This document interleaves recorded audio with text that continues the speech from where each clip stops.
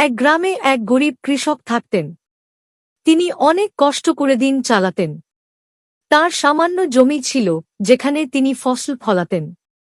প্রাকৃতিক দুর্যোগ, বন্যা বা খরার কারণে ফসল নষ্ট হলে তার অবস্থা আরও শোচনীয় হয়ে যেত। কিন্তু তবুও তিনি নিজের কাজের প্রতি অবিচল ছিলেন এবং কঠোর পরিশ্রম করতেন। তার ইচ্ছাশক্তি এবং অধ্যবসায়ী ছিল তার প্রধান সম্পদ। তিনি কখনো হাল ছেড়ে দিতেন না এবং সব সময় চেষ্টা করতেন যাতে তার পরিবারকে কিছুটা হলেও স্বস্তি দিতে পারেন। এভাবেই চলতে থাকে তার সংগ্রামের জীবন।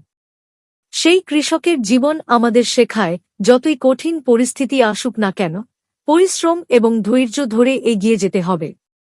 অবশেষে একদিন তার কঠোর পরিশ্রম ফলপ্রসূ হয় এবং তিনি ভালো ফলন পেতে শুরু করেন।